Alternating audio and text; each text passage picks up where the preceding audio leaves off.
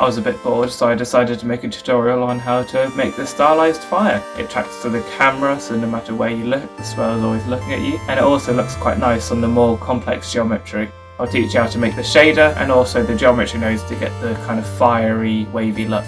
And of course, if you can't be asked to spend 20 minutes making this yourself, you can always buy it on my Gumroad. Okay, so starting off with your default cube, go into edit mode, select this top face, extrude it upwards, scale it down a bit, extrude it upwards again, and then press M to merge at the center. And then get the basic kind of flame shape, go back into object mode, and add a subdivision surface modifier. And we want to put this to 4, just to get a nice lot of vertices. Back in edit mode, you'll see that it's not very pointy at the top. So if we go vertex select mode, like this one, press N to bring up this panel, and we want to bring up the vertex crease. Don't want to go all the way because that looks a bit ugly, so let's go 0.99, and then that gives a slightly smoother look. Next, shade it smooth, and then let's turn this timeline into the shader editor. Add a new material, bit zoomed out, go into material preview. Now where we're going, we won't need the principal BSDF, so we're going to start off ways away from the material output with a texture coordinate node. And what we want to do is get the object vector and put that into a vector transform. Oh, and just to make me happy, turn the snapping on so that all the nodes fit nicely together and they're all in a line perfectly. If you've got the Node Wrangler add-on, you can Control-Shift left click on this, and then it will automatically connect that to the material output. That just makes it a bit easier. So we want to convert the object vector from object space, where it is currently. Oh, you know what, let's do a tutorial on object and world space and camera space. So object space, if you move, rotate or scale the object, then the coordinate space will move with the object. However, if you put everything back and then convert it to world space, you'll see that nothing changes at the moment, but if we rotate it, you'll see that the object is rotating, but the coordinate space isn't. Now, for some strange reason I don't understand, if you move the object, the coordinate space doesn't stay in place. I don't really understand that, but hey, that's not really important for today. What we want to do is convert from object space to camera space. Now this means that no matter which way you're looking at it, the vectors are always looking at the camera. Now in this project we're going to be using normal instead of vector. That just means when you scale it in edit mode it won't really change the look of the object. I don't really understand it myself either.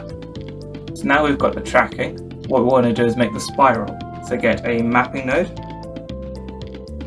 If we rotate on the z-axis, then you see that that's the kind of rotation we want for the spiral, but everything's rotating at the same rate no matter how far away from the center it is. Whereas what we want is this point, we don't want it to rotate at all. This point, we want it to rotate slightly. This point, we want to rotate it slightly more. And then this point, we want to rotate loads so that we get a kind of spiral that goes around the object. So the further away it is, we want it to rotate more. And to do this, we want a gradient that we can use to say, on the gradient, it's this value, let's rotate it by this value. So let's make that gradient. Get a vector math multiply node. Set x and y to 1 and z to 0. That way we're eliminating the z-axis, which is distance from the camera. We don't want to deal with any of that. Get a distance node, and this is distance from 0, 0, 0. So then if we Control-Shift left click, you'll see, there we go. We've got a gradient from 0, 0, 0, and then it increases as it goes away. So then if we plug this into the rotation, you'll see, what the fuck is happening there? That's because we're rotating on the x-axis and the y-axis and the z-axis, whereas we only want to rotate on the z-axis. So get a combine XYZ node, and you want to plug it in the z-axis. There we go, that's looking good. But we want to edit it a bit. Maybe we want it to rotate a bit more, make it a bit more spirally. To get a regular float multiply, and let's say we want to multiply by 10. There we go, that's the kind of rotation we want. Now if we want to animate it rotating around in a spiral, what we can do is we can get an add node. And if we increase it, it goes that way. We don't want it to go that way. It looks better if we go this way. So we want this value to decrease with time. If we do hash frame, that'll give the frame that we've got. So currently we're on 1, so it's a value of 1. If we go to frame 45, it's 45. But what we want is negative 45 because we want to decrease it as time goes by. So negative 45. And if we press play, oh, that's a bit too fast. maybe we need to decrease it. So let's divide this by, let's say 6. There we go, that's a nice number.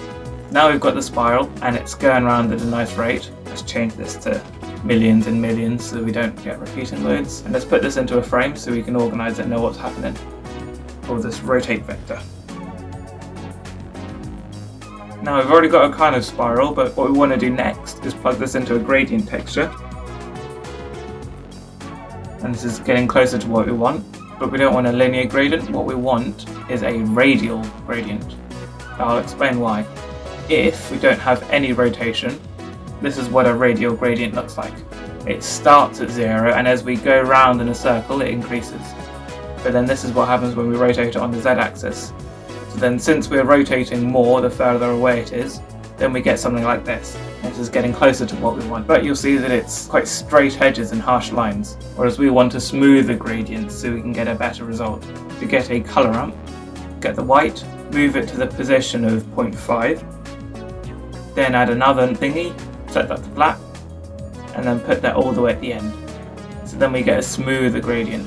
And it's not stop start, it goes from one colour and then it goes back. But we can make this look nicer by using ease. Now I'll explain the difference. Let's put this into a graph form. 0 to 1 and 0 to 1. Where the x-axis is what you put in and then the y-axis is what you put out. With linear, you put in what you get. It's a perfectly linear gradient where there's no easing at all. However, if we set it to easing, what it does is it's, instead of going in a straight line, it starts off slow and gets faster and then it slows down again. That way we get a smoother gradient instead of just being a straight line. And setting it to ease is a nice little trick I use to do that.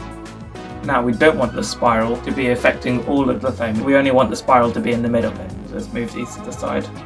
What we can do is add a reroute. So if you shift, right click and drag, that'll add a little reroute. And if we control shift left click, there we go, we've got a gradient. And what we're going to do is we're going to multiply these two gradients together. But those of you who have done this before might already know that black is 0, and if you multiply by 0 it becomes 0. So we don't want the black to be in the middle, we want the black to be around the outside. So to change that, we want to say where it's 0 we want it to be 1, and where it's 1 we want it to be 0. So we can do that with a map range node. Zoom in on there. So where it's 0 we want it to be 1, and where it's 1 we want it to be 0. There we go, so we've kind of flipped the gradient round. And using the trick we did here, let's add a colour ramp. And instead of linear, we want it to be ease. That just gives it a nice smooth gradient. And then we can multiply these two together.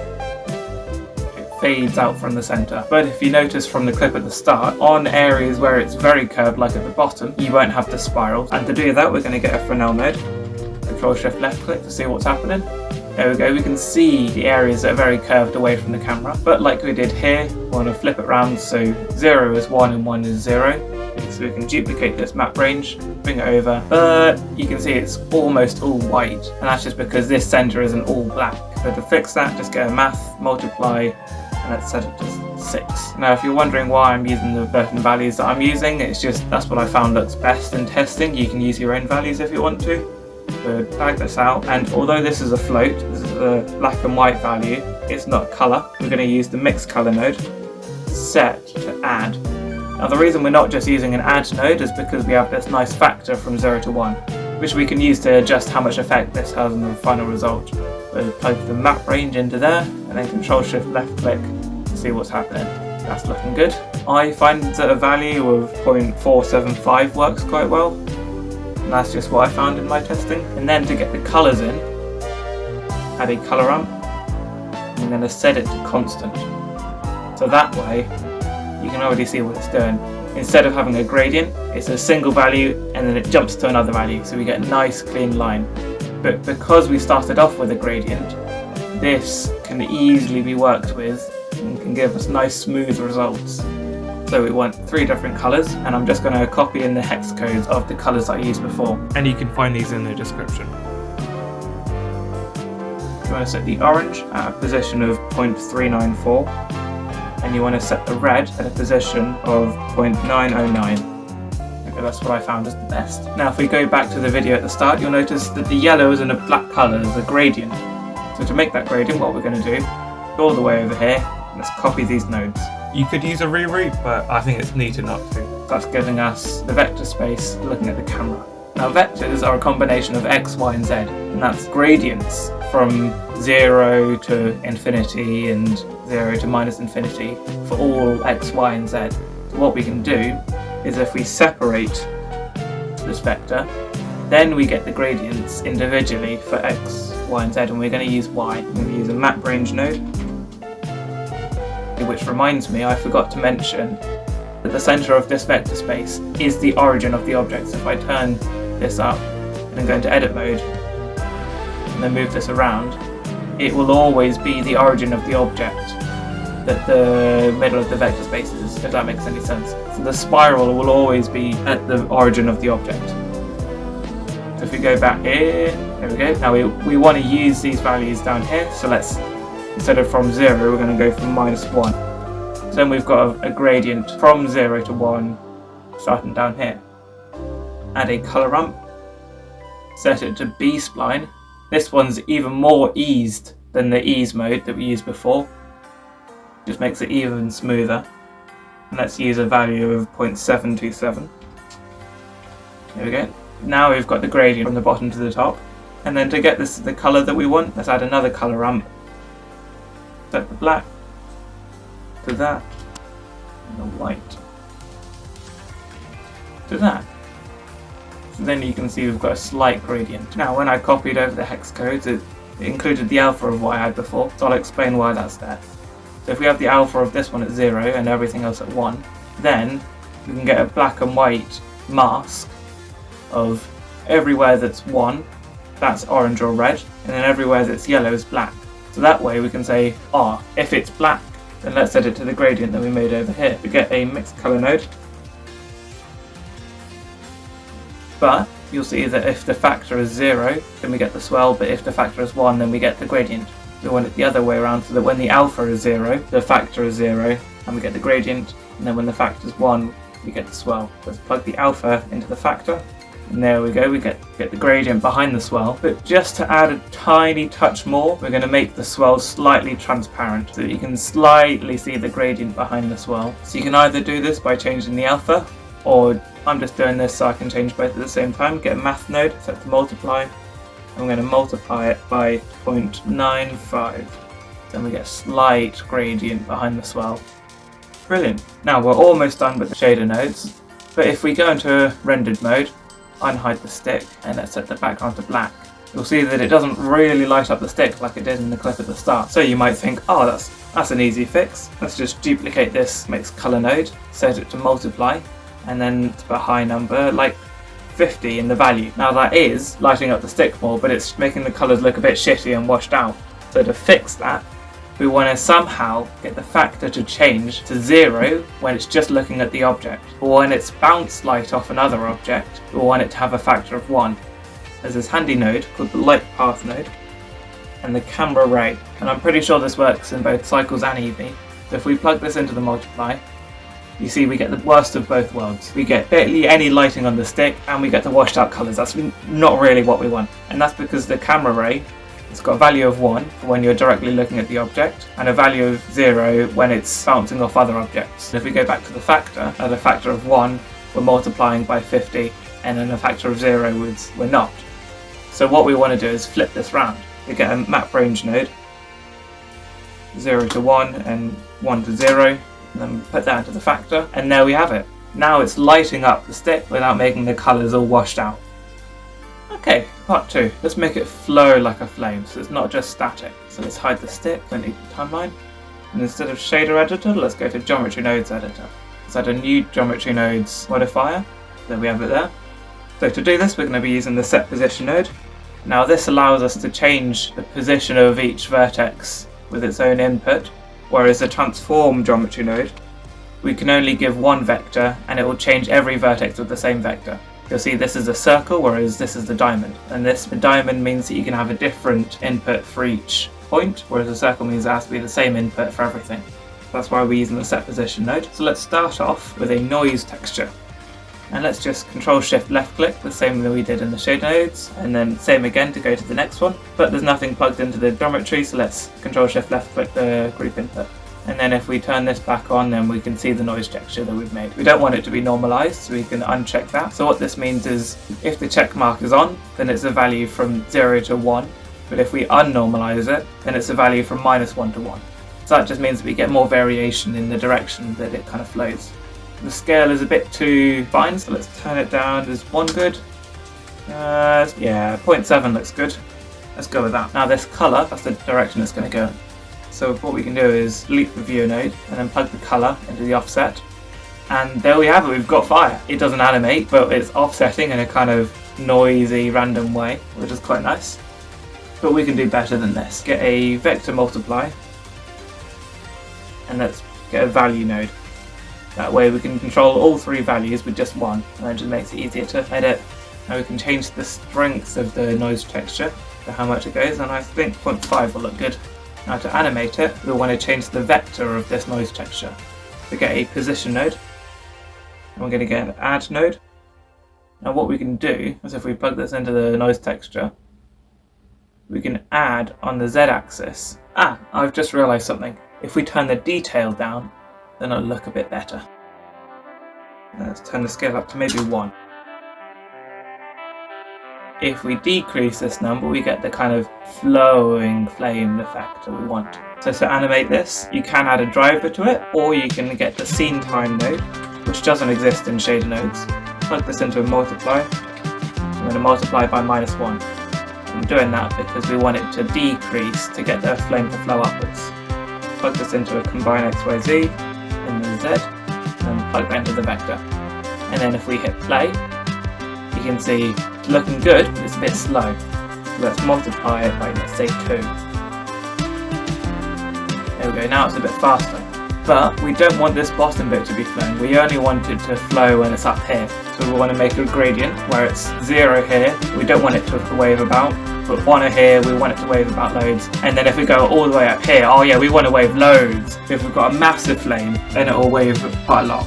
So to make this gradient, get a separate XYZ, get the Z output, and you see there we go, we've got a gradient, but although it looks like it's just all 0 below here, it's actually going -0.1, -0.2, all the way to like -infinity, but we don't want that. So we want to say, if it's below 0, we want it to be 0. So get a less than node. If it's below 0, then we want the Z gradient to be 0. So now it doesn't go -0.1, -0.2, it's just 0. But you should know me by now, we don't want a linear gradient, we want it to be eased. So get a color ramp, set it to ease, but then we run into an issue. If the value is above 1, it will just have a value of 1 going forwards, no matter how high we go, because the color ramp clamps it down to whatever we give it. So we're going to do a similar thing to what we did over here. Let's select these, duplicate them. So if this is less than 1, then I want it to have the eased gradient.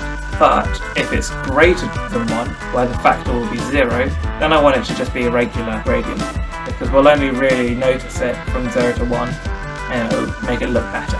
So then, what we can do is, if we move these nodes back a bit, add another multiply, we're going to multiply the vector by this gradient.